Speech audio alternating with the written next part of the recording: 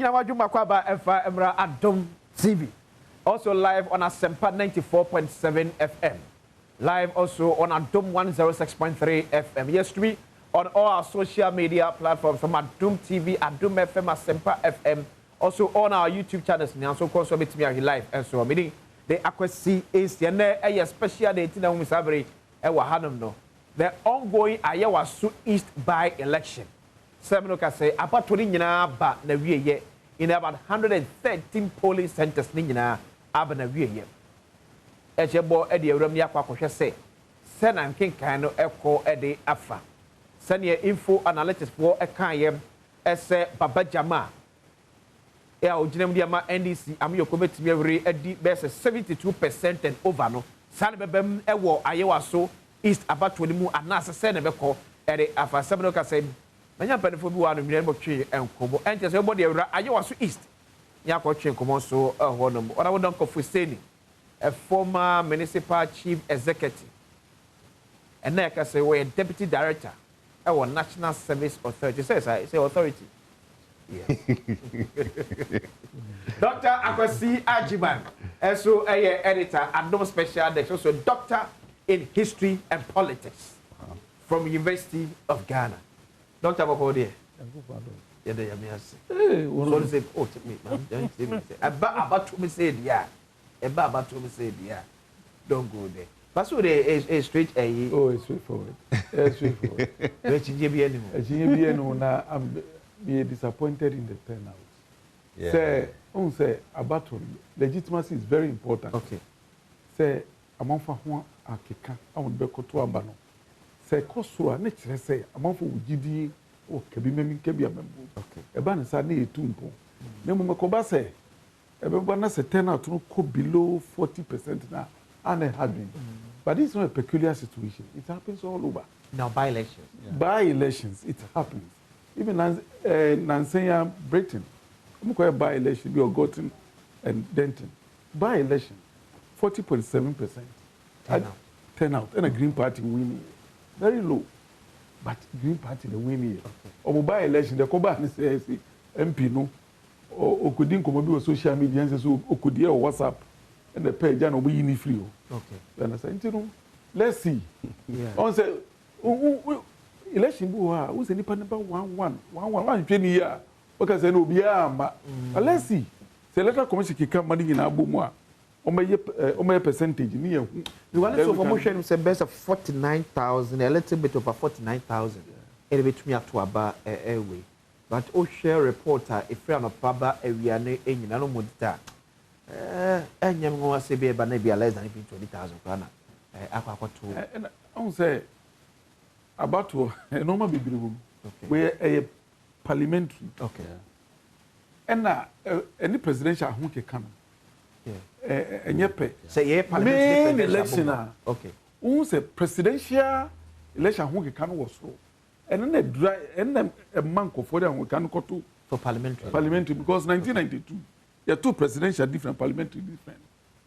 In semi by. Okay. 96 there be yen kambo na tembia na yen tuni nyina mu. Okay. So let's see. Hello. Chakwesi.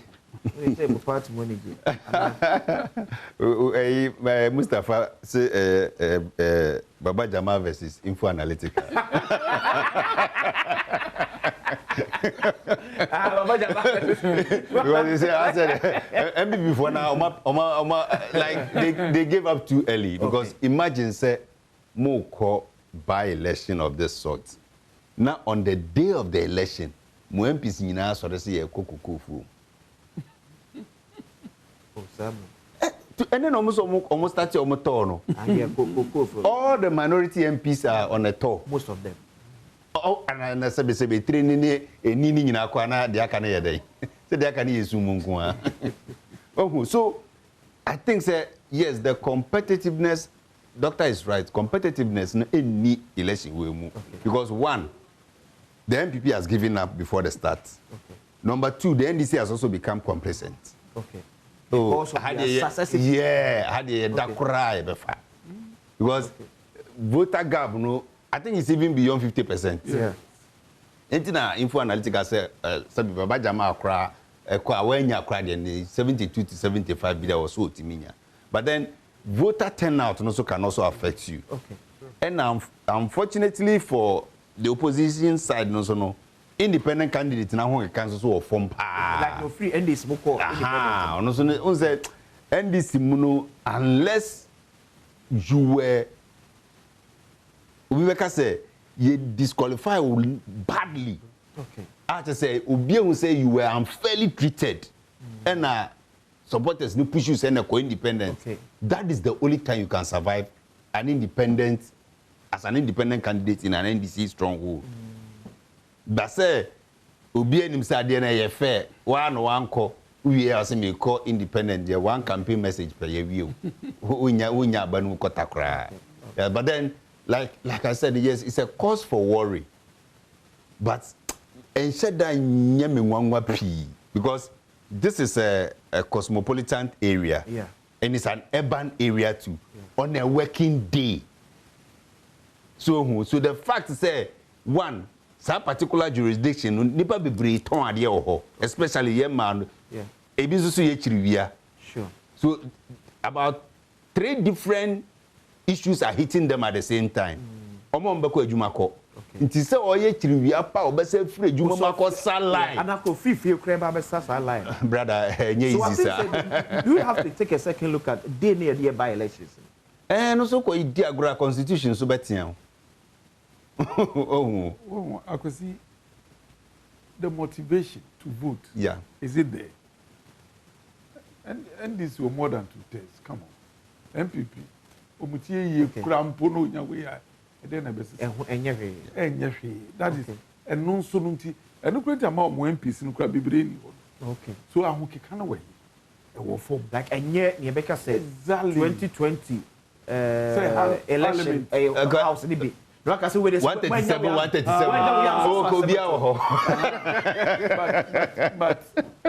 But Baba Jama 75%.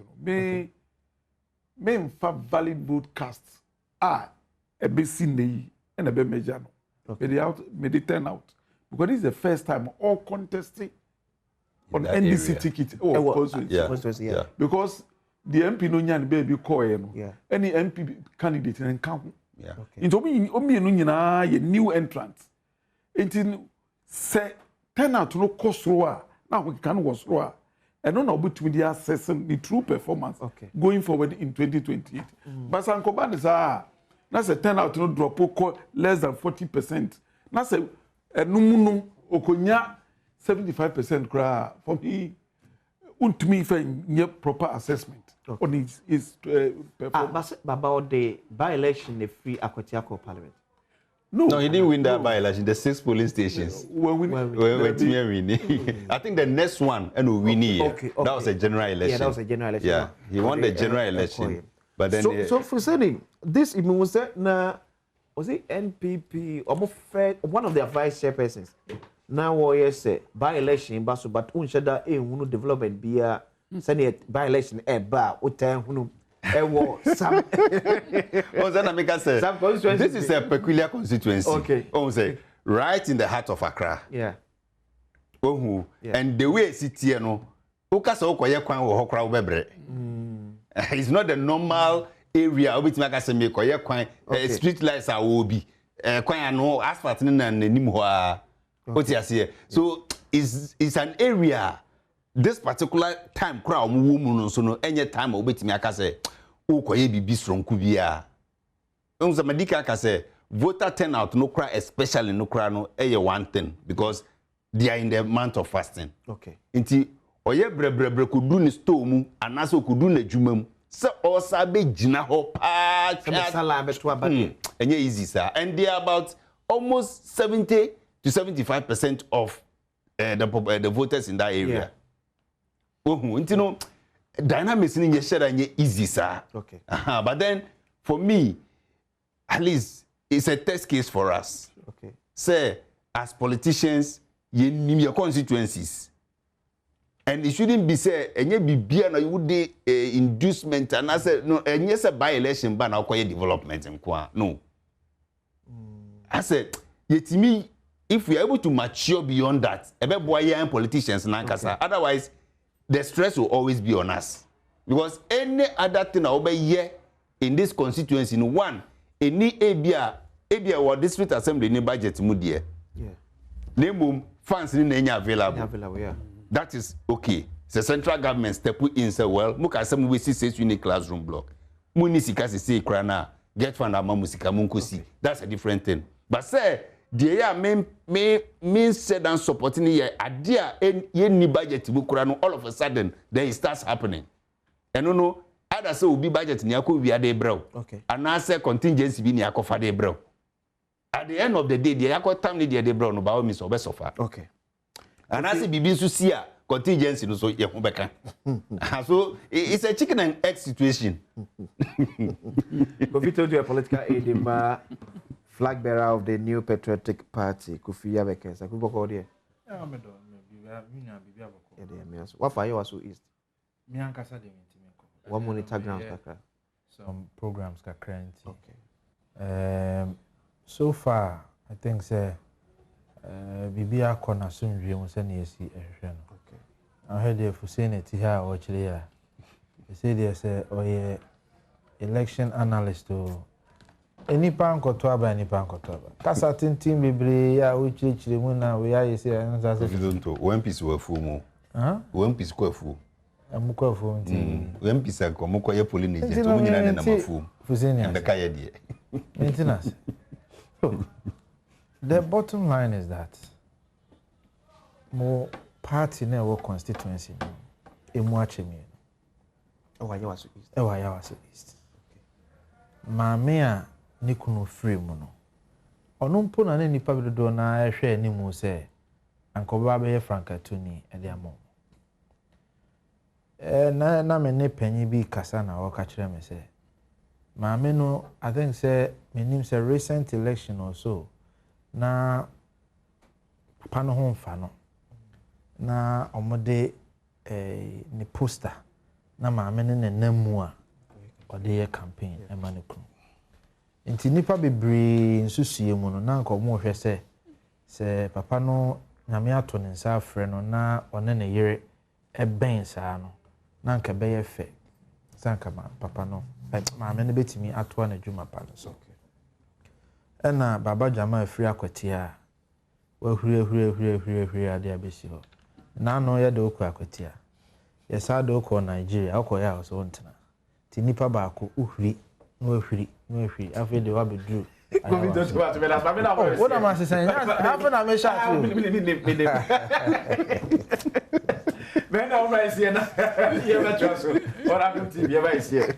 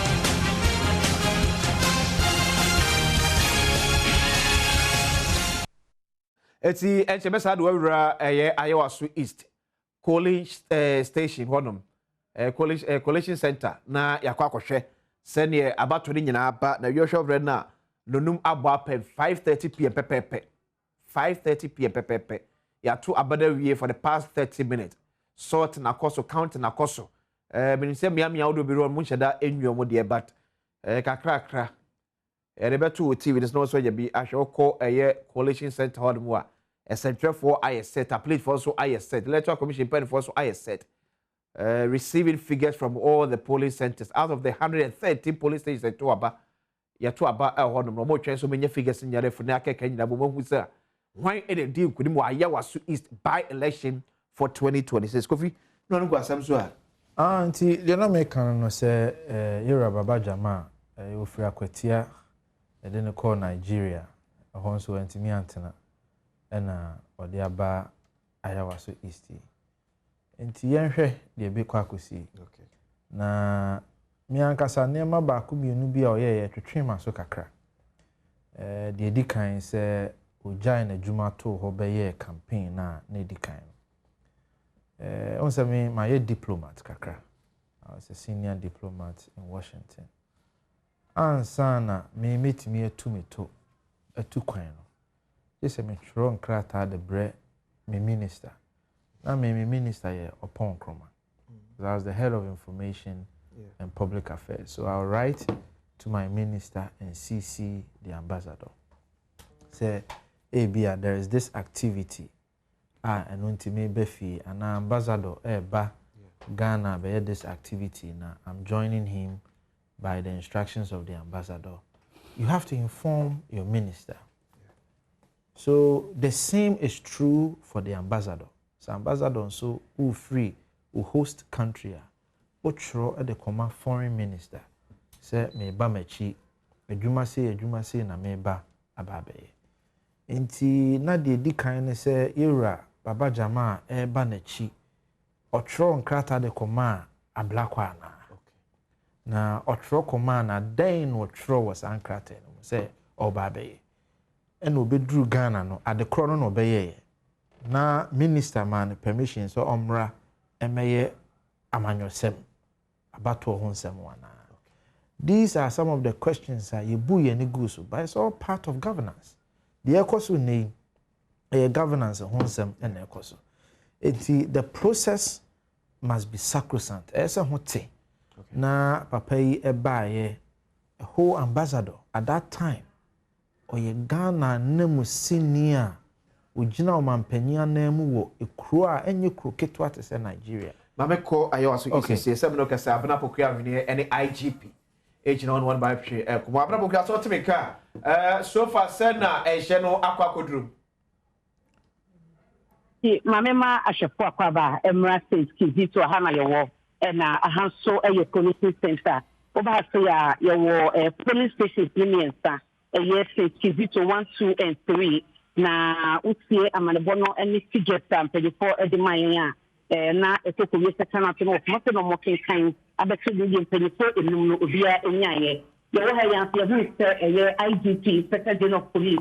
So the you know about the draw inspection. Yeah, inspection and we share any so one central for it and come obi the one so far Jumadini picture of panel so we tell you ya. Abana wiye no na ode ehwama ne bo amayen na oba baby a police center no ban boss de ayire e wa bonti na kwati enye asamketo a etiti run about no so yemi run about eba baby says Kizito no apost must say akesi a tete amodu no ma edba o ma barricade baby o ma fa e chama so mo kwan befa and o ma han kwa one day so to me enwemo emma ade kokko fachi na bambo no so ma unity one ma bedu aboboa no akra dia enye asemkuma na ode no so tinchen a so benya kwanya room no unkika eye activity na nya kwanya room media house is proper one no se fati some of media ni pami no na mo ma kwan so be room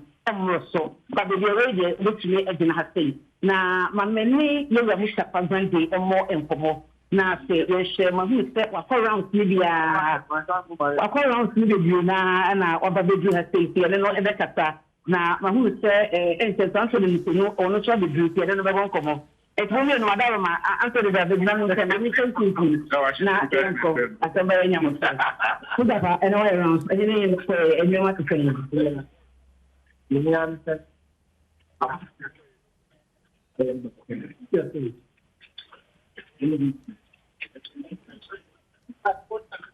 yes, yeah, but Mara, yes,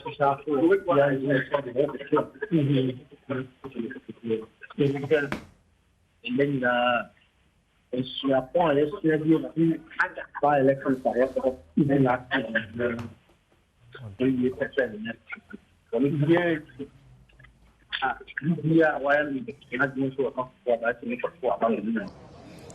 obi bia wan na adwen so okwakoto aba timi koto aba ma ne yeye ebom se bebre no antimi ameto but eno ye normal by election bia na afi particularly season na ye wom no ahade ye wo hwe anima ha eye ododo no aye muslim for na muslim ne fasting ye omfendi agro na christian nso eye lent bebre no anso na eye sa fasting no. And we cannot largely attribute the turnout to those key year SC. But I think we share said here easy for the police for na yo majuma. I just say my juma ni ye.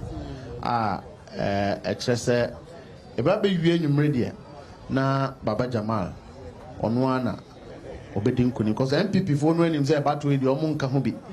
And the election no year NDC candidate I confirm no nti omu bia o ma beto ba bia bebre na ye so so mo atoma Baba Jamal I ba kan ne boko na fi obi akofie okay me da say na turn out no ansa na obekọ no oni na mu no ni ade no me anso bekọ ebonto ani bi na ebi hunu no say umaru betumi ahabo pa ewo ene akansi ni mu bia owo mu nyina wa ha ye no wa bonten no ba ha ye oh we sure obi enim say party no ku na ku ma so de party no mra na obi adwuma so ufimu a wafim uwo mu a uwo mu enti I don't see ono so betimi akoso any havoc MPP no amom kra ntimi nkoso bibia ne obi a wako independent anya hafe ne yesro independent de aba betwam deda ama nkrofo kra be hu se sisi ano nya bibia na obetimi de independent candidate akwa ha political party okay me da say na my ready some be accepting back say after election or so ba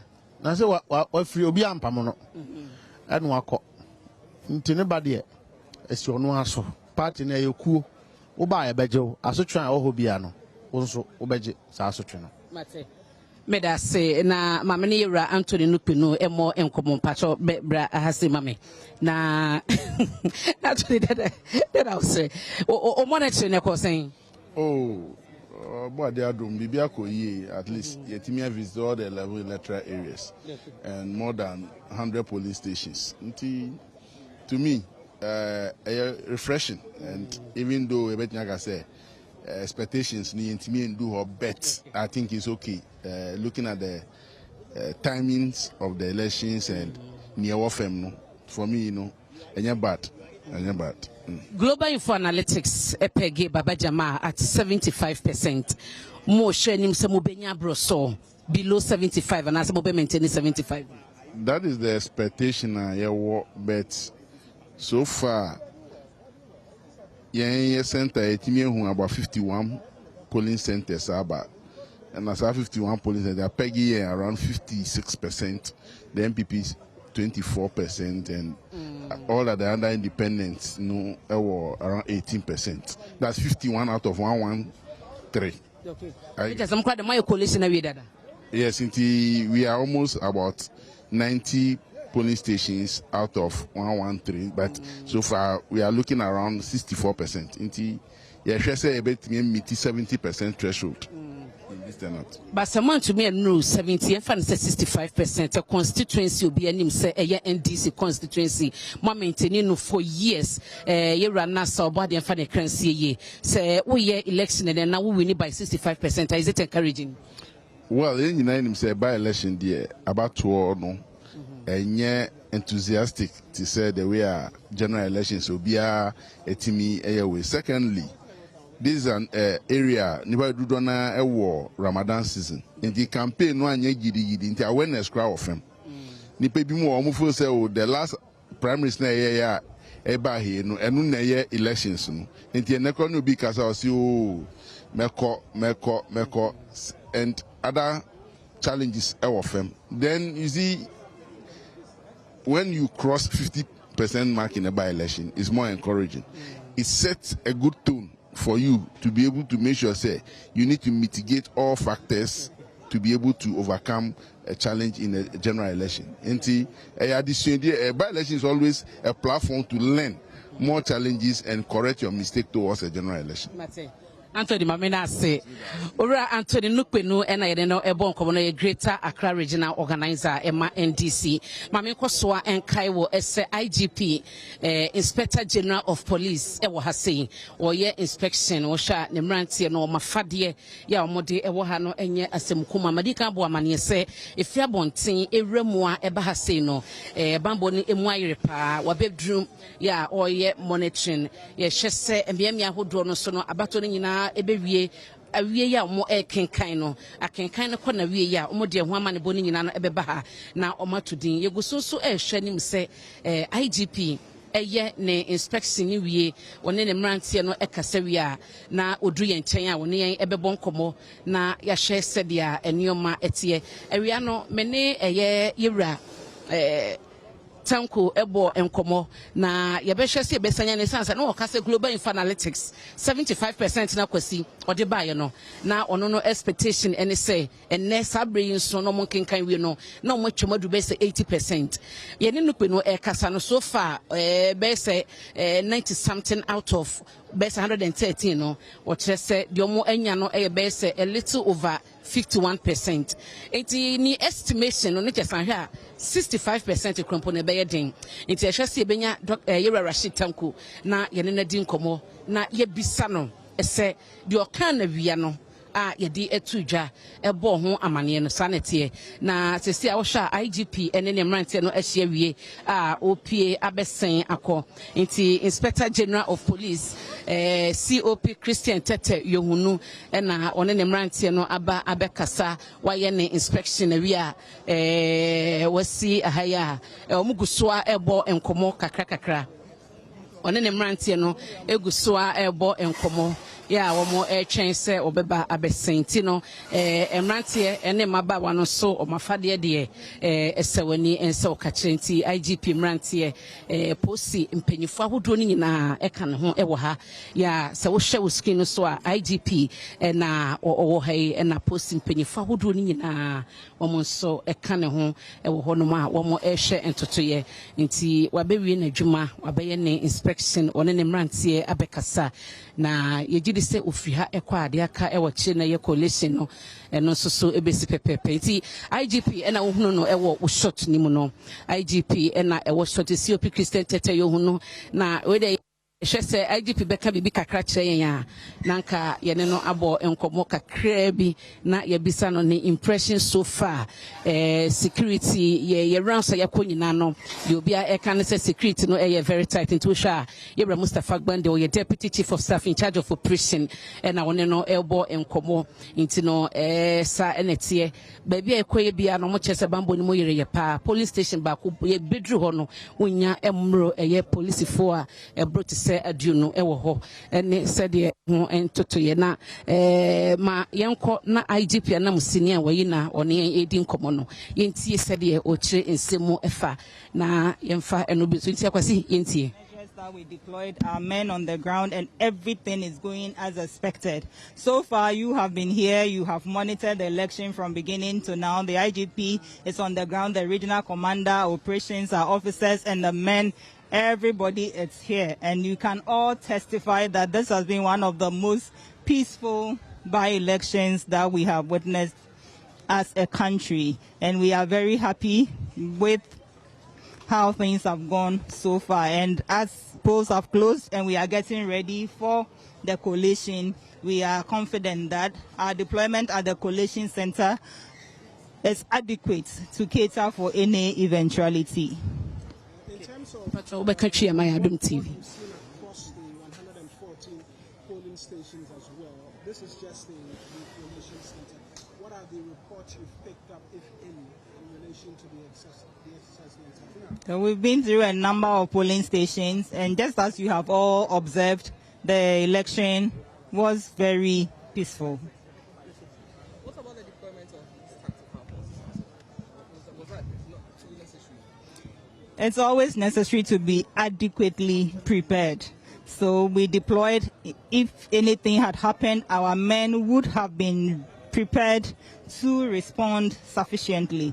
Thankfully, everything went peaceful. We haven't recorded any incidents at all, and we are happy. It means that our deployment have worked. It means our stakeholders have played their parts well. And let me also commend the people of this constituency for having comported themselves very well. As we grow as a nation in our electoral processes, we hope that everybody learns that election is not about fighting, it's not about violence, it's just about come and cast your vote, make your choice, and let peace prevail. Meda senti yemra chimu yahusa IGP abahase obeyeden.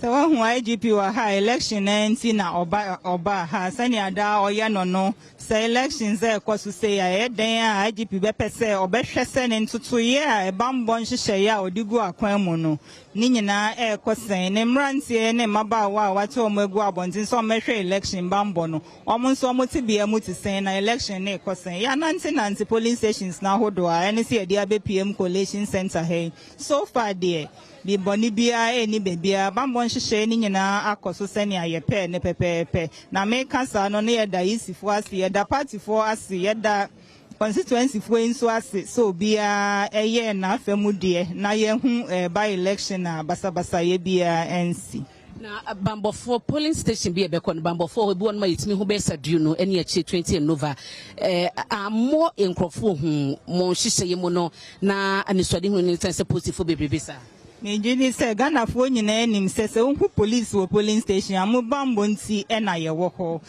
se ye bebo Ghana fo ho ban ye wo ho se omo ebeto aba ye bebo omo ho ban ye wo ho se isifo ne omo ballot materials ye bebo ho ban nti Ghana ni bia nim se unhu police wo polling station e ye bambo nya de ayem hyehyɛ asem bia ewo in war opposed for the door and the mudomo bamo. And they say, yeah, Nancy, and Pessi ever catch them where Casa is part of our strategic deployment. In senior, here, say, you will nip on the door now. And they will be so crag where Chiras BBC, your best uncle be a good mark.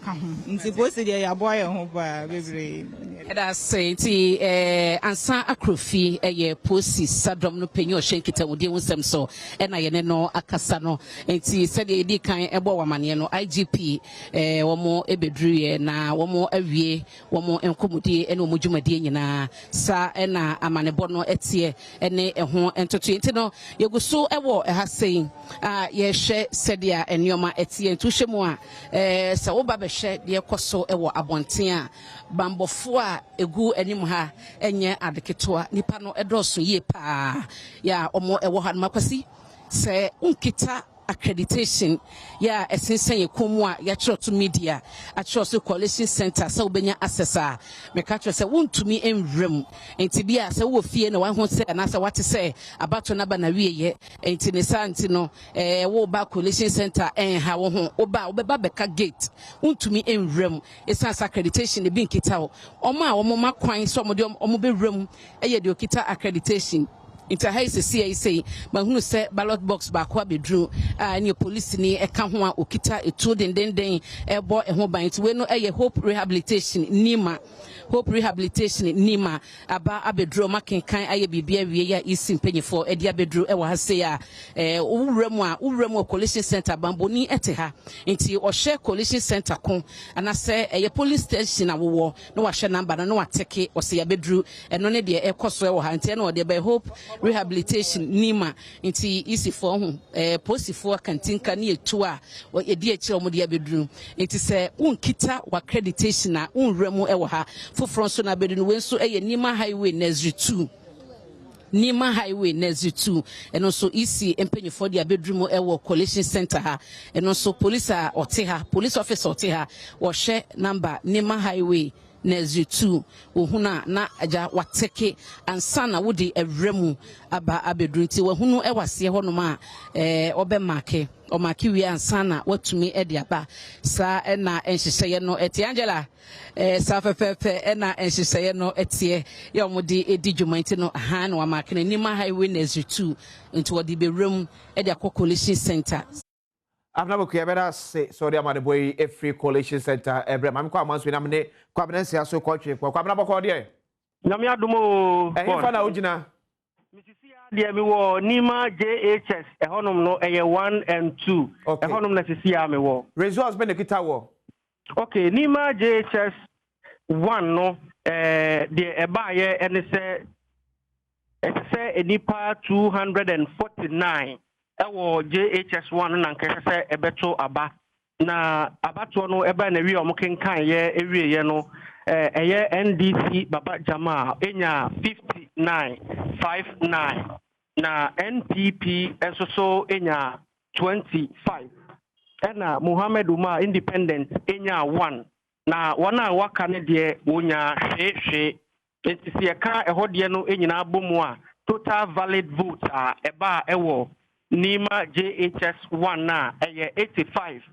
as of 249 no enipa 85 rejected ballot enso so ye nya bi ewo honum enti ehonum de no sene etie eno no na se yeko Nima JHS2 nso so a na ye hwe animu se enipa 162 ene se ebeto aba enipa 162 no Baba Jama enya 43 Baba Jama enya 43 ena NPP Yusuf Ali enso so enya 14 ena rejected eye baako na wana waka nyina nso so eye hwe ena epiemu ewo ehonom na chese ohwe ehonom so so a total valid vote cast ni nyina no ebeye 57 as of 162 and inti nia akoso ewo ehase sabri enono Nima JHS 1 and 2 results aba enono kwabna beda CP okwo Ayawaso East by election Kanda GNTC polling station so Baba Jama 84 Ibrahim Idrisu enya 4 Baba Ali Yusuf NPP nya 62 Omar Sanda Mohammed enya 2 and David Akono Independence nya 0 rejected ballot eye 1 ewo Kanda GNTC polling station Dr. Shine Akwa boko de awazinsi nyame adom oso ifa na oginan mabo apro kakra me kwa resort be centers be miensa okay yentio yo mako Flagstaff house ho me kopie mo ho no omoto abani na awie nipa 90 and to aba out of nipa 586 are no more expected enti no nipa odi kan I will ballot paper no so that is number 1 on the ballot paper NDC onya 41 LPG candidate enya hwe nipa otoso miensa MPP enya 46 ni otoso na independent person Omar Sanda enya miensa and another independent person on otoso num Opini David anonso enya hwe enti wo hwe sa Flagstaff house honum na just say MPP ni no na ogudi nkan ewo ho a onya 46 na ye call daycare nipa 81 and 2 about out of 441 are now more expected from Baba to Aba.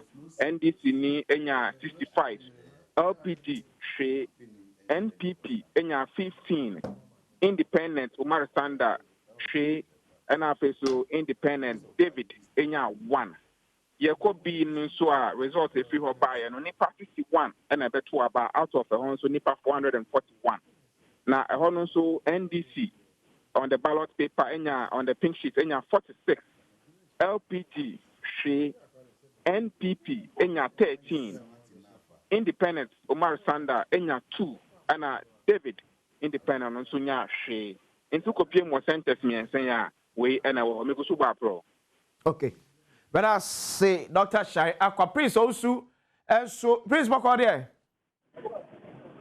many amejo okay which na side by yo me no ka say there me wo Presby Church of Hope ewo eyenima roundabout ninchemu ope. Okay. Figures where the kita wo.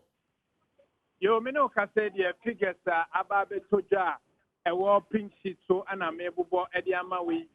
The odikan ewo listening so eye Baba Jamal. Baba Jamal echinemu ma NDC amanyoko no wono enya eye 90 yeko onipa ono ene to so next ewo listening so a Ibrahim Idrisu wono nso echinemu edema LPG amanyoko no wono nso enya 0 eye hwe yeko de oto so miensa listening so eye Yusuf Ali Baba wono nso echinemu edema New Patriotic Party MPP amanyoko no wono nso enya 32 ye ono nso etoso enan eye Muhammad Omar Sanda wono nso ejinemu edema Independent wono nso enya eye 14 ye otoso enum eye David Kano David Kono wono nso enya eye 0 shi ewo eye President Church of Hope ewo Nima Runabout. Ate, praise what I say. Hey, but yeah, 10 out in ye. And yet. And I make us say, for me, yes, the factors were there, but both sides of the divide, you shut down for active campaign with a hope. Okay.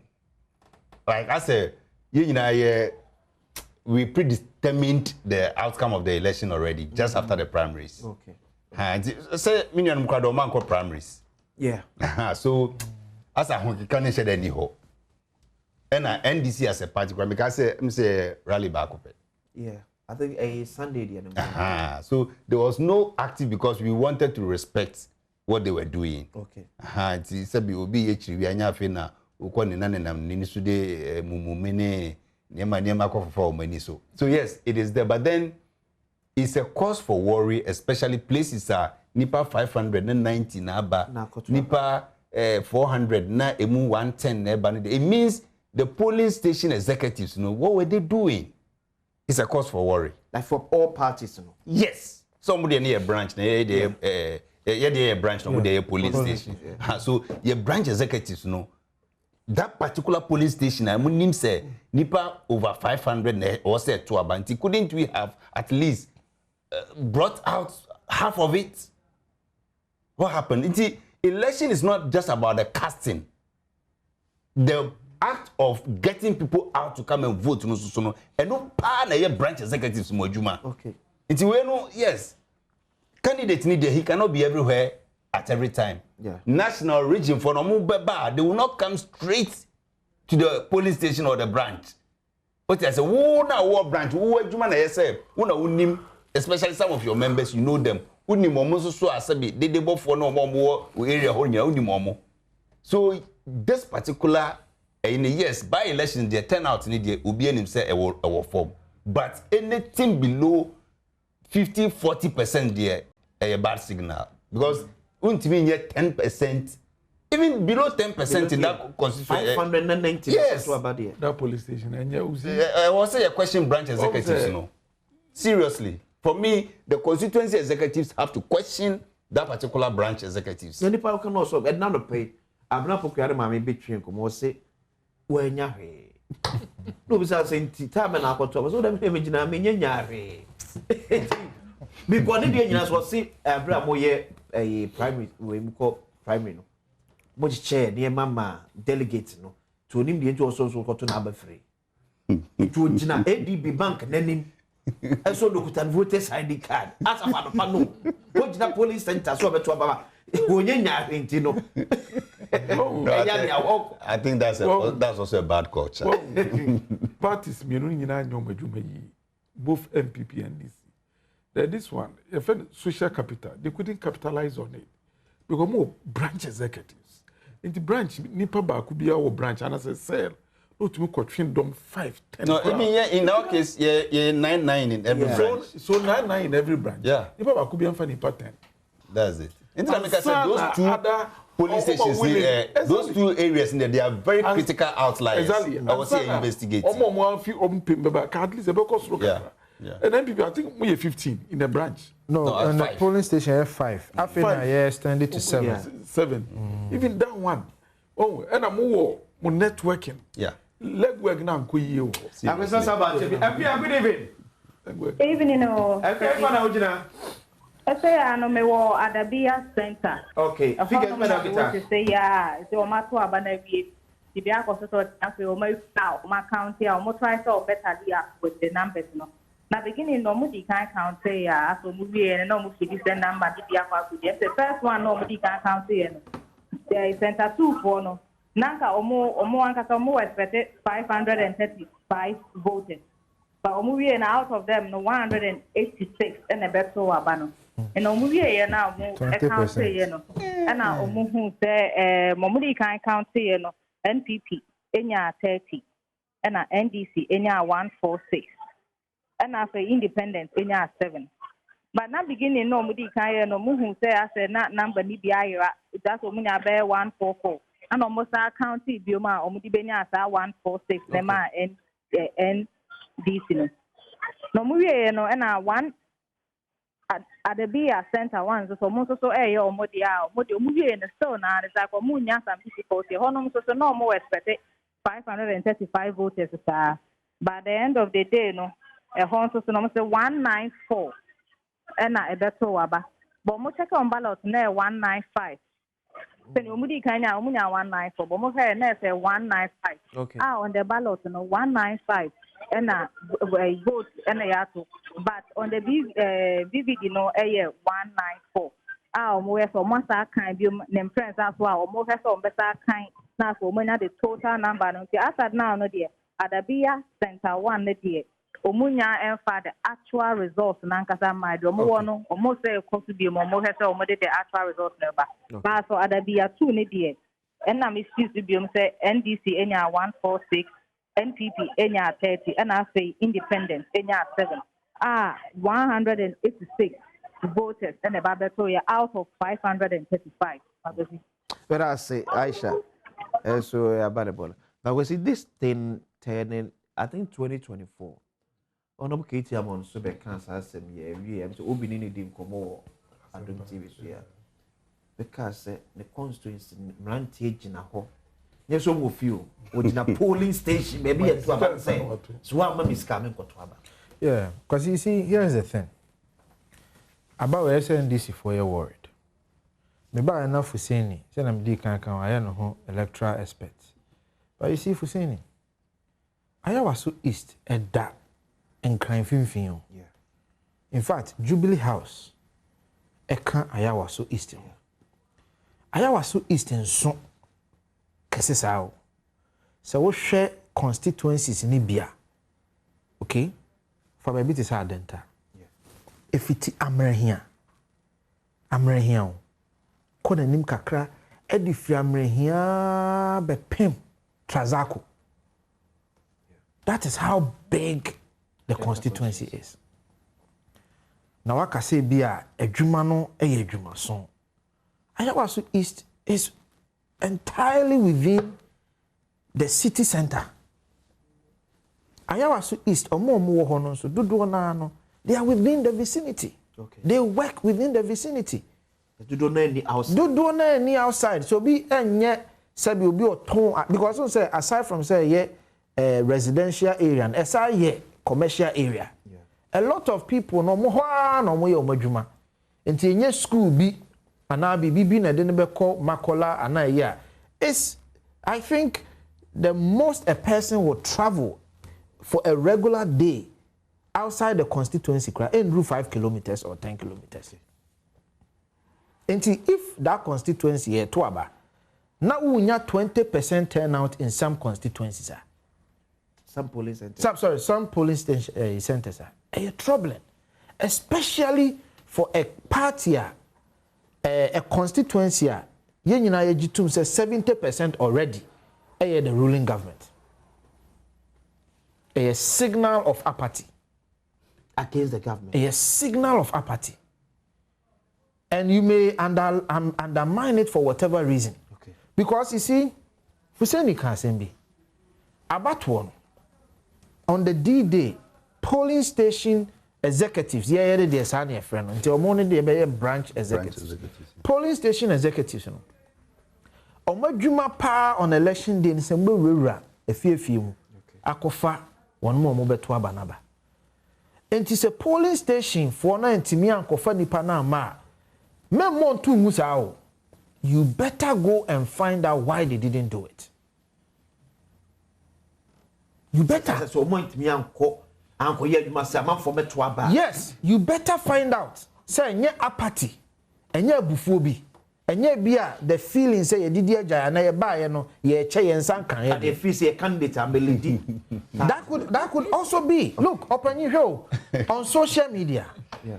NDC for mebunu ne mrantie na they are the ones at that level. They have started complaining. Say ye ba ye no ofra ye mfa na ye nya adwuma. Look, in fact, ye crowd ye na the sere on social media. They have started complaining. Intermediate, I won't sit here and say it's the finality of the argument. The point I am making is say they better go and find out why people don't show up. And now, what can be? She say, "Mamea or no work constituency no." And you know, no me share papa be say 73-year-old man. Yeah. Also one man and man in Ameto. Was the mafo? Yes. Or joining NDC over the years. Wonya she. Anya party na sama making any. Na minya yeah mafo okay. You see, I internet bidi can mark caveat and say yes. Or no the political spin kakra be just to anger our people who spin message. No kwere wo me say. You 240 o. Wo say ni mo futu. Na ne mo misroje mfite. And I'm a say, no kwere wo mu pa ne say. Inti na make say many regional executives, any constituency executives, at least those 4 or 3 branches in there, they have to be investigated because they were total outliers. Okay. How? 20%, 10%, they mean something. But then 90 against 500. Yes. Now for saying the they are all fall within the 20%. And I make sure say, aside that, no, me the council catch say election national say no, complacency and this vote. Okay. Oh, your father that, ya nyehwe kura ya fa. Okay. So the edge wasn't even there. I go see. See, open you the mimi na kakakra. Oh ha. Na baba jama chemu. Okay. Elections are here kwa enra mame tuntum kama bi. No afro baba jama see yemfa ma. Enra. The video came out on social media. Baba jama see yemfa ma. Ye che bicycle, ye che way, ye che tractor, yan che. Na anya no ntina baba jama ya twe na honhon no. Baba jama anya no ntina president throw letter say obeye campaign was rekwan. So was there a reason assigned to his revocation? Kuta oba bi na two for unti I was see omudi aground. Because omu the DJ party for no. We were starting a campaign, I don't know. NDC benefit na. We starting a campaign. See, for saying the same make us all there. Jack go here. Was. Jack was. Hello. Hey for that Gina. Hello. Hello boss, metonka. Metonka. Okay, hey for that Gina. O se am no ka say de me go so e wo ni ma ho no. Se me wo tontom de ke ho na. Se ma be for the go sa me fi wona ma ko nya fofo. Okay. Figures ben wanya so far. So far I was see my team na me become ko Pentecost Church e wo ni ma ha ya. Nipa na electoral commission so wo hwe nim so ma be to aba e 485. Independent Omar Sanda enya 21 e wo honom. MPP 51. NDC Baba Jama enya 93. Rejected ballots, rejected voters, and I say Omwa Omaba electoral commission enya ntum e 1. Rejected ya 1. Enti omuka ni nyina bo mu no na aba amanfo beto e 166 and Omaba beto. Valid votes 165. Boss, abu e say figures ma mi so biem. Baka say suba mi so biem. Me si so biem a Pentecost Church Electoral Commission said now we're hearing enipa 485 and about 2 maba. Okay. We are independent. Omar Sanda Enya 21. Okay. MPP 51. Okay. NDC 93. Okay. Rejected Aya 1. Okay. Total vote cast about the amount for Aya 165. Valid vote about electoral commission to say Aya project Aya 165. Our Pentecost Church Nima Hona Center 2. Okay. Total voters and electoral commission portion in Aya 460. Independent Umar Sanda Enya 21. Okay. MPP 33. Okay. NDC 109. Okay. Valid vote Aya 163. Total vote cast among four do Omukoma Bamunina Abatoye Aya 163. Rejected Obia Abba Omujitumesa rejected or Aya 0. Okay. If you want to call Church of Grace, Horse Santos in Yeminu, I was the electoral commission said, "Oh, Shenim sir, Enipa 505 and about 2 Maba. If we are independent, Enya 18, which is Omar Sanda, and MPP now 47, NDC, Baba Jama, Enya 106, LPG at the form 0, rejected Aya 2. Total vote cast about the amount for Aya 173. About electoral commission just to say Aya project Aya 171. Church of Grace 1 Center 2. Electoral commission said no we're hearing Nipa 506 and about 2 Maba. A year say Omar Sanda independent on your 24. And I pay David Kano in your 2. MPP 5050. NDC 103. LPG 0. Rejected 2. A year as the total vote cast Aya 181. And valid vote cast Aya 179. Okay. Therefore, Asafia Islamic School 2. Electoral Commission, Senior Hotch Restaurant, Omuheni Musa, Nipa 451. And about 2 Aba. A year as Omar Sanda independent. On your 10. David Kano, Wanyashi, on your 0. MPP 39. Baba Jama NDC 113 LPG Enya 0 rejected rejected vote A 0 into total vote cast honum so A 162. I was here gusu ya need ya chire bambo so de emu ayire peme police bojina omu wie ya na omo sesa gum na so omo de call collection center ho anti gusu ya di ya chire consensus mo ya she on so mo ye fasting gidigidi she na nkoso be motos twi ni ade de Edia hima amanfo so t-shirt na me so mo che no dodo baba jama t-shirt na me so amanfo che na se omo ogidie mapase anhwe yi a abato no enko na wie ye no omo ogidie se omo candidate baba jama na be di nkuri ntia kwazi yani gusu di akire ye be si dia de baba sumu yara se jagre bo se wo hwemu a police just no boss na bie nu a half of the numbers no some to about to you because yes, we can blame it on the fasting, halfly. But majority of me as an NDC member, me the complacency. Yes, fasting will be play factor. Okay. But the proper legwork of the branch executives, no, me say and shut down cost because Obia GDS oh, like Edidija doesn't occur this way. Okay. Because we say unlike Omono, NDC no although the typical NDC member will not vote because NDC and the money BB. Okay. That is not our star. NDC. Yentisa. Okay. Until Oboko Akoto. But we say no, 2 things are happening. One, the issue of fasting. Enna Yenyansu said that constituency no cremofone doors. Yeah. Enna actually no so sa ewo yetrim so ha ye da kora ya fa no eno so so NDC fo ni bitrim until yes ye nkofo ni bi die o man ko ye adwuma na e wo se wo mo ye because mo fa ne se ya fa de da okay but this has exposed them especially your branch in the constituency for no until no me the mestre ne say animanim ya which I know say minia Anthony Nukpe no nyina observe ma hu say minia Mustafa Gbande so ho animanim ya mu wie na they have to sit down with them immediately. Okay. Now, the constituency. The constituency executives have to give a report to region what really happened. The branches have to give report to their constituency what happened. Then the region also takes that report to national. So okay. Then we find solution to it. It's the Kofi kind of the bear campaign. So imagine the Nyan say NDC for no bufu.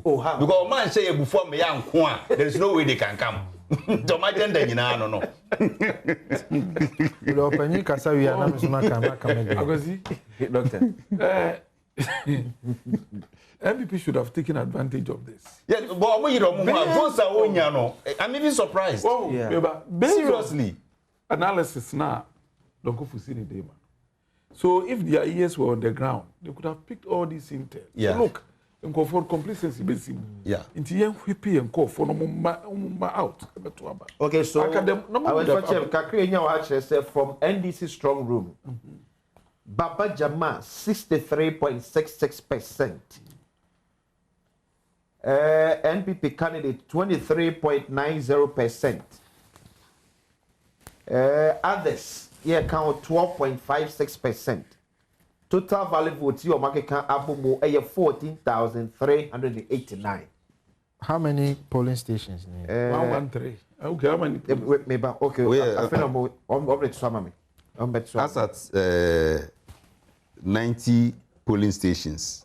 That was when he was at 63.37. Yeah. As at 90 polling stations. About 23 naka. So, two parties in the campaign ever form and 14,000, which means yeah, even 50% of the total value vote. So, MPP, why did you go into this election? What was your motivation? They left the guy on his own. Because knowing very well, when we end this for power, until complacency, then what do you want to form? I'm going to call for night. But me, I disagree with the David. You see, by election, like we always say, we know form. But Nima Hono, a commercial hub, densely populated. Senkofona and Kotoa. Party for no Kenya. That is the truth. And police station executives they know their people. Yeah. They know their members. That's why we a few no more kasa. They will come out and vote.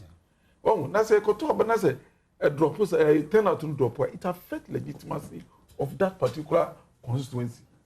Oh, Kwasi, videos me no any edi ho nkomo ane. Video baako. Ye papa wadi 73 years or say wan koto aba we NDC ni so no so onyankoto na me okay me me hwe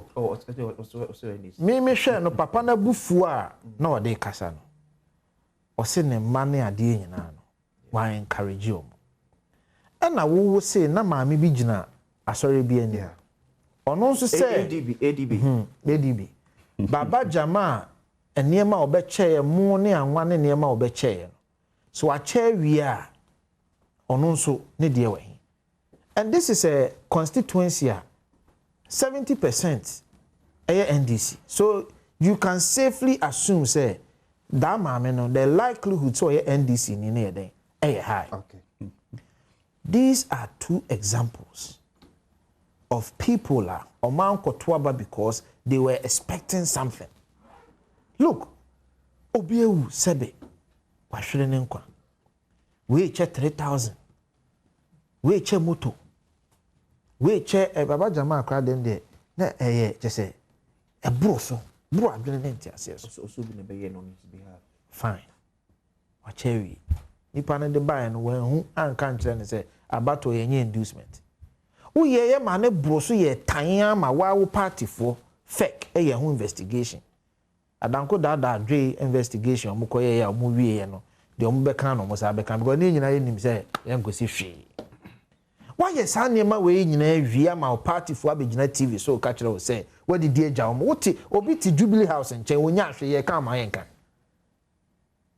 fu say ni wo free ayi o ofen so drobon so mpacho na sorry drobon so And ya na wo free do won so kra ndru adwo so na nye 2 hours.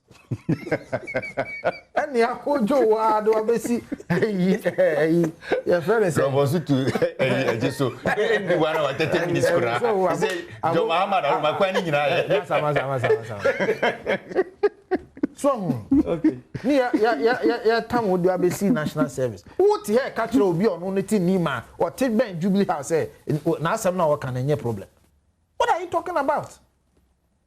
Complacency na brofo na no asset saying. Sa complacency brofo no. Ye nuanu mo wo nima. Asem wo mo ka kire mo ne se tumi no adodode no mo nche mane nso mo so. Tie tufu tie na kofu kiri se aban baaye 1 year and some few months. Wo de die jane pa twa ma men kan asem kire. MPP. Your first term. In 1 million votes difference. 2016. 2016. Yeah. Within 6 months, na kasa na shase. Na disappointment na shase. Because you see, within 6 months to a year, no, na expectation no was swama. The nya bibi no, na afe no, akuma na yeden basoro. Disappointment no peke. But with second, third year, no disappointment at Chemo. Enipa no na afi wafa no hwadwen. Okay. So this is actually the period of disappointment. Sabri. In the first year to 2 years, because that is when people continue to hope say ebeye ye. Okay. You bet me a child then. I'm an so by a year and a half no. Not the president 7,000 appointments no. Why you mudu do na ye then. Ewie. Ye call 2020 elections. Minia. Now 1 million votes no. Eswate 500,000. Yen seats. Next way shine from 169 to 137. Ye rosafu ma for koye nhwehwemu no bae. Ade di mu tintin man pa. Eye disappointment, arrogance of power, omo aye ma omo tumi a ofra omo mfa ne sa na ema no. Akwasi we yen sentweni. Fa wasoto form. Sa na ema no ahyase. NFF free omo no de no branch level. Eho na ebufu no ahyase FF. Because obi pe police amaneba. Obi pe immigration amaneba. Obi pe we. The reality becomes obvious. And near man no yentimi nya den enye maw. Enti minia yen ya famu bi na ye tufu. Enti se obi tie. It's not born out of a good heart. Do be so chese nya kuma pa na odeka. Enya adwen na odeka. Ame se chire nkanchero. Enya fira sante. Enya adwen pa na odeka. No na wo kuma si o. Me se enya adwen pa ntina me nim pa. Enya adwen pa na odeka. Enya kuma pa na odeka. Ubenya nanka ye chidifo no akuma yesi no mu di echi de ope no de ope anu no de ubenya ka no mo a omo Ayawaso East muntie de efuse ni kan se mu hawo a memeti TV so ka buma no o se me boa o se o mabufu abufu be no me se da pa na o se mabufu de me kan nya no kra be de na ahye o mabufu then am say party for no mba betenase by all means it will be revisited me de was intino but for say what's it complaints from or parties with that for? Una say Sebi, especially yenum na we are like the interface of the party before giving appointments ni there. Un say yenum no even people at the branches call us. Sure. And adie ba ko a bidanya miase wo ho no say membre calls. Okay. Hanti makwa manipa dodo na afrew. And I'm also able to respond to me messages pa. Nti no nipa no for so ofuseni de o kan obeti into yes they tell you their complaints nti me bie me phone ne me ebi okra oni me number kra obekọ me Facebook akọ send me message and I make sure at my little time I menya bia no making kind dodo na and even ebeye won was even national service personnel ni bi okra me Facebook message no mo de problems bring me so yes the complaints are there but ye party for no we all understand so say we cannot all solve all problems within 1 year. Okay. Sebi, me Grace Donko, owo ho hwesisia ene me wo fa Paul a owo abenua onim se de de be mafuseni no enye no bi ne de be mame he understands that obenya ne se ekwan ye free drop so eko isekura etwamako number 1 number 2 akọ abenua no ya ma no esa kwan no fuseni maba abamu de monye kwan no se de be ya ma buro metimi de abadrobon so joma beton ono so fa so ono no ti de ohia no no nti ofa ne fon a ofa se fuseni na da be na kwan mu beye da be na kanye e beduru ye ho that is what is also expecting from you the fresh obepesika dia no nye obia obi ho a o se oh me so ebia me wo challenges with NSS me bay ontimi enter system no fuseni boa me na ebia ma chere so me uni asimesi nkasa na me de na ma IT for no ma boa no aye ofo se ono so ni party buy no wanya mfaso obi so also na me pese me ba no okoye ne service o ha me so ebia ade we okosua aye no ontimi nko aha nkoye nya se ha no obebre we no osua aye nti mayemfa no nko ha se mum na beboa wo like all those nti ono no fo se ni party aba opa we ama ne ba ne de o se ne nsachi no se ne nsaka ne opa but unya abotre na utie no na ukire no mu a most of them understand but your problem ayenya ne say well ebia me bibia me wo no me nya adaje etimi pick calls ni bi etimi reply messages ni bi ebia me other colleague bi so ne schedules no tight kora cha me dia that is it nti ebia ono no from anopa to anwumre meetings nko a ndi nipa bi sa wo friend no wa nya na anase o send message no and reply a obesana dia sama ba that is it but mesre yes appointees no dodo na yire omo ho ebinu mo okọ mo office omo ho kra be ye omobo seriously unim ayam susu nshebo susu nshebo bienu nyina awesebeba ma na me na ho bra isi e never to ask o ze fuseni and deny the mekan no o ze when deny the mekan no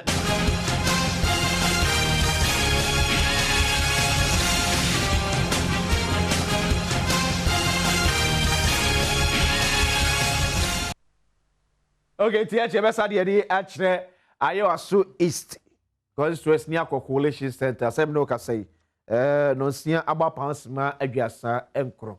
Just a minute to 6:40. Tibesa body already akwa we say the coalition no eko de efa. Doctor, so now we be na wo kan sana. Omo nyina omo hyebo na omo susu so omo party for no. Na omo energize omo na go susu hyebo na hwa na be. Be na woman high hopes. Ubenya immediate results. Na mo usa kan power na wi no. Afro so be any demands. When timi anya mana na problem beba. If you say waka obo ha e kodu elections ade oye bia wujai obi ono aye na dwuma. No depart echi. Okay. Day and night. Osuomu ewiemu oni omo na e collect work. Afi e ko baaya na tumi baaya na B8 na betwam na we betwam na me afubo say ne nkofo no ne won mante say na wo pa wo party we ni pa na wo party aba pa won nam wo kohwe de wo afo ye afi ne ni ambre e no mo chifu say mu so mbaburo mo it mo shabo na ni nyina boils down on the economy say aban e de hihye egu akwa mu na emrante ni mabawa na nya dwuma nya no eso ti na nkofo bebre nya dwuma ya wo minister wo appointee wo to na mo meko base opportunities ni shrinki na nkofo nya dwuma nya o de o mani bere beso awso no opposition so sekire no so bom no so bom no keka bi no pian shem sa nje ban sa na amofo ya because we say the party about power ope police mu kwan wenya ope military wenya fire service wenya the party fi power opposition de be ma no enna ma enibri ba no nti mo nye good mo hihye no ma na mrante ne mabawa no o mutumi nye adwuma nye e ba ne saa ura fuseni we show officer obi kura ba no no ba be party ne ba be chewa de e ma be ko Aisha but the same dem akase president mama e woni ma 2 woni proso your so ye 1 the semi or full implementation of the 24-hour economy to create the 133. 2, se ampa so betimi akokɔ akɔbɔ kwadu am yehu se nipa besum andana na do dan kwakufa do a ona modwumadi suma Ghana ebo agosi nti enu nkwa dan ka woni any problem sa ne matuwi enu no nye headache enka headache sa ne matuwi enka headache no ho kora se president mama failure enka headache me say enka measuring tools no ho. These two are not part of the measuring tools. The headache now is how to create more jobs for the youth. No, okay. 24 jobs. Okay. Na sebi one hihye ni yi. Now the kokko shaase ansa na challenges ba no akwadwene se me nkoye ne sen a ye mpese ye be service. Aisha believe my catch me. Aisha. Presi. Yeah, that was all. So say there finally or me finalize BBA say no or more announce it. So sana edi kan ka say na oye no na so mu nya some issues with as o mortality number no. Omu we na akoba ne center B no omu de ni bia ko di center A ni. I don't make sure say bia time omu to aba no and the go be no dey intimate che. But na no ye me mas na make dey but omu we ye no na Adabia center. One honam with the one na omu expected 535 voters. Okay. Now, out of it, no, nipa 195. 195 and the best at the end of the day. No, NPP, 37. NPP, 37. And NDC, 152. Okay. NDC, 152. And I say independent candidates, 6. 6. And I say rejected ballot here, 0. And your man rejected ballot here. Okay. Now, Adabia Center 2, no. So now more expected 535 star. And then at the end of the day, no, Nipa 187. And it's better to Abano. Now, NPP, 30. NPP, 30. NPC, 148. Because beginning, no money 146. So, Moody, any be names, they could a center ni ma ko munya tu ne kan ho afi o ma benya 148 and I say independent candidates no so enya 7 and ho no de o munya rejected ballot 1 is in ya so how to say the turnout no na ya about to say very low because out of 535 of the centers and that's deeper less than 200 never to about there. Okay. Turnout no was a bit low. We are no more banner, no panum bad enough, some for no more back a cry. You move on the bay, the Nafa, yes, and you do Kakanafi or most as a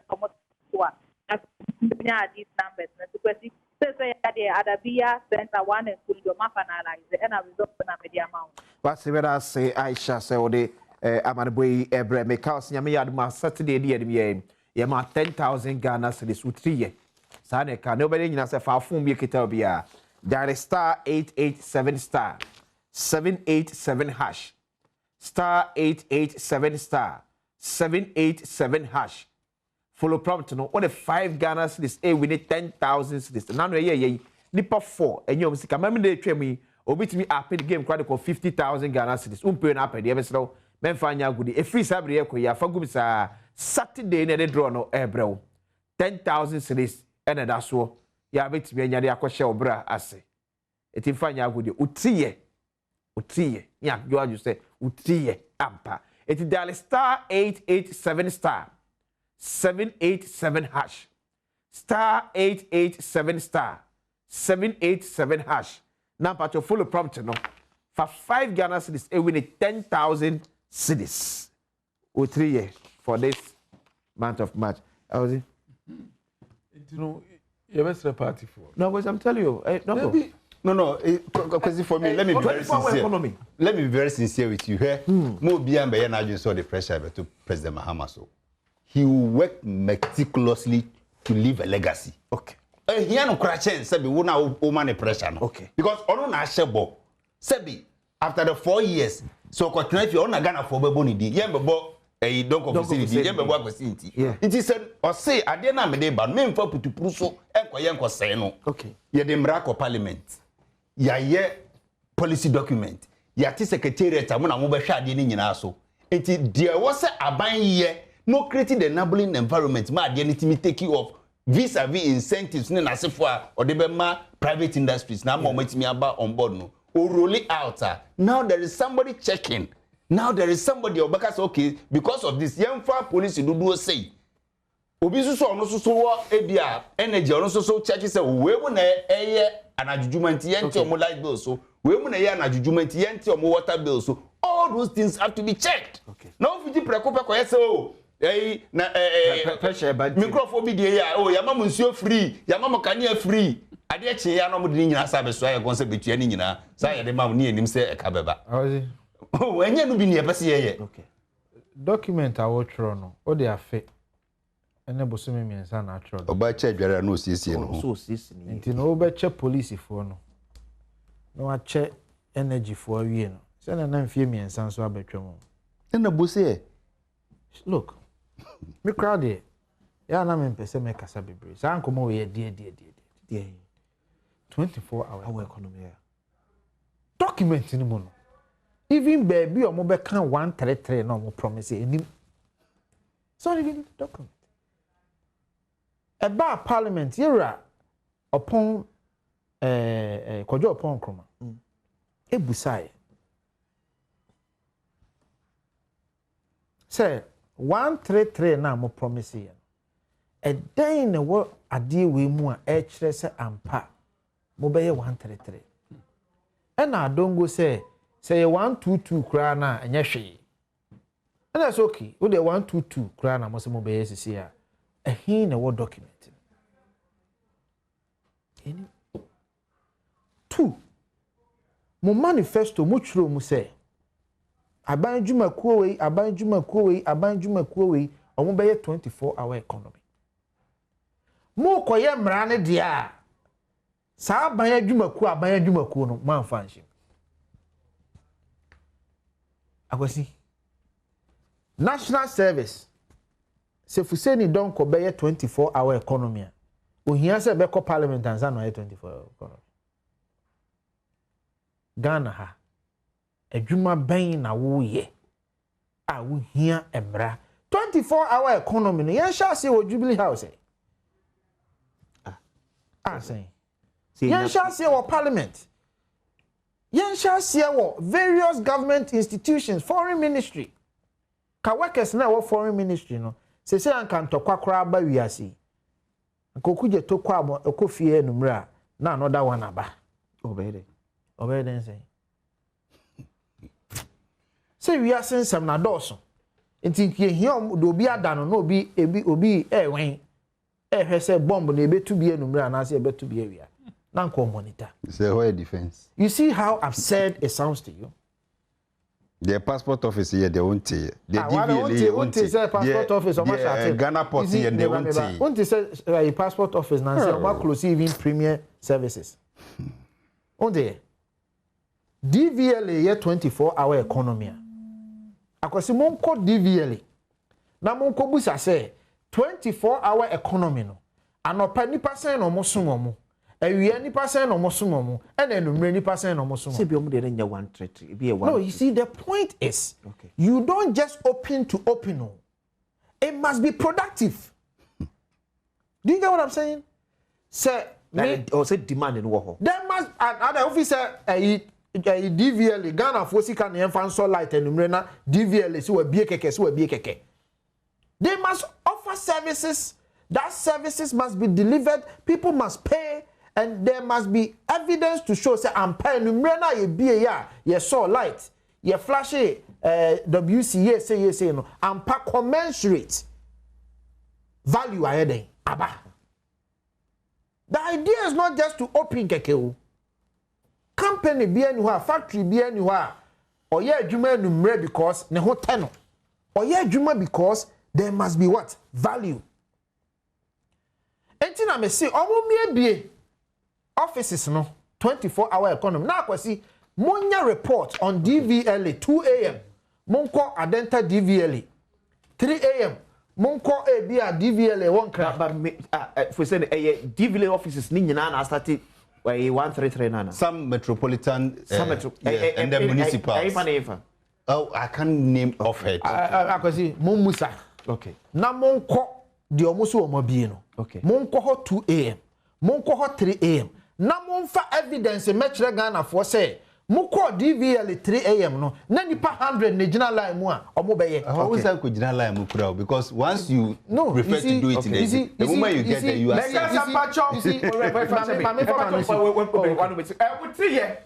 Mama man for years can go moto. Mama for years can go moto kakra na. DVL 24 hours here. Ese eche ye coalition center abra pokra de gina ho ne mu. Eche bo de coalition center hodom. Na ya kwa so that can do. But say fafo na dial star 887 star 787 hash. Say star 887 star 787 hash. With the 5 Ghana cedis, we need 10,000 cedis memory day. And I can't say with 3 years. What dial here full prompt no. Obo 1 natural, 2 natural, 3 natural, full sad. Ube process next what them were. Maybe they'll be 10,000. You start here, Jibra agenda dear, George agenda dear, David agenda dear, Docas agenda dear. And find out good dear. Star 787 star 88 star 887 star 787 hash. Chagumi sa da fa kofi. For this mami. So eno ne ye no. Esramo. Awasi munya sa de. Okay. Na ye hu se offices no mabie no. Okay. Ampa enipa wo ho that time 2 a.m. 2 a.m. low gas or do be call round. You here go fit to so be problem. And another pray I say one thing but ni na na. Asen don pim so on buku fu asen. Enti akwasi mama Ghana fo hu se. Okay. Bia omu bie no enumre 1 a.m. 2 a.m. 3 a.m. ampa enipa ko ho. Okay. Ekonya services na emfaso de na eba. De tosumi no. Ko nema mienu na akan. Was it 24-hour and then prosecution of Ora. Ora ne it is the most useless entity I mean Martin din kra wa Ghana. And I'll explain it to you. Ora is so useless. I'll explain it to you. One say ayini. Yeah. A year the attorney general.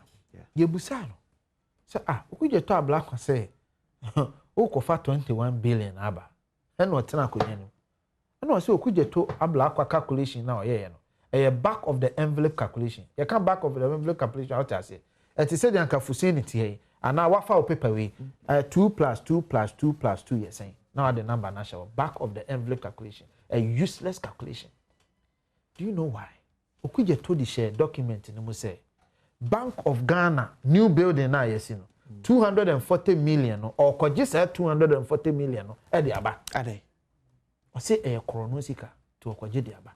Danya yesia ene pandit asam asiama Johnson pandit asiama etimu ye na dwuma no wo si sa edan ne corruption sika na se dan ne corruption sika 240 million o ko ton dan no akwaji sika ne de aba na so kwede bia edan no na esanke ye 150 million na mo se 240 enti de aka no na me kwhwe se ampa no kra na o ka se dan 240 million ni nyina no o ko ji 240 million ni nyina ba o ko ton dan no how are you going to get that 200? That is the kind of calculation I black you for oral 2 we see yakoto drip machines na drip machines ni yemfa no say ton 120 million na wo dia share drip oral document no say o ko ji 120 million aba.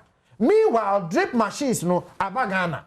Meanwhile drip machines no eye adwuma and nanu a abrantie Vanderpoy ebetena afidie so o say omo ba yi omo use drip machines no e dey over 1,000 kilometers of roads. It is our drip machines no corrupt machines ana. Are you going to take all that 120 million? You see how absurd it is? But who say otamfo osuan wasa no achiande. How? Ebi na explain it to me. You see, I don't have a problem if you exaggerate. Yeah. Okay. What I say. Okay. But I say in your exaggeration, don't also try to over ridicule the person. Why have I exaggerated? Who did be too much? A black one is shared document, you know, so black is not the final arbiter of the oral. In fact, it was referred to the Attorney General. In fact, so investigating. In fact, me that say, Waka say a black one is not the final arbiter. Because do you know why? What was oral? Do you know why? It is the competent court of jurisdiction that adduce evidence, accept valid evidence, and establish what is corruption? Not a black one. But that is why you President Diadiama, Attorney General. Attorney General,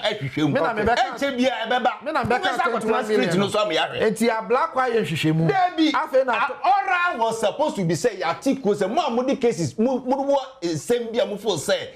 Kuketa no prono akosubiano. Mumwabu anumfa komo. Nemunja choka. Because we didn't want people to go chasing after people. And Mubuabu no de koye. And the president said, Attorney General is some. She can summon Ghana for the abandoned Yinamu. Dear one Yinasono, Yafanko court.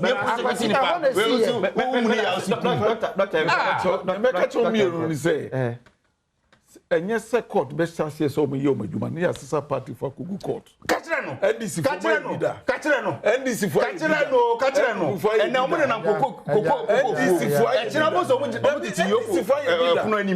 when MPP was in power, now I don't want to mention names. Here, so party for the Omoko. The fact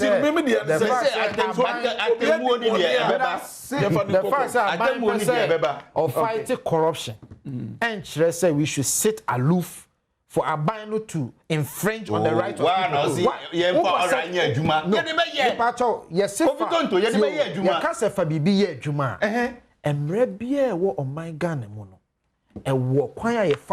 There is an arrest. There is invitation. They have the power to do it. That's what you think. Ghana's #1 account TV station. Kofi Medase. You say this with us, Doctor. Medase. Or medically. Yeah, yeah, collation. Unia Bano, they say.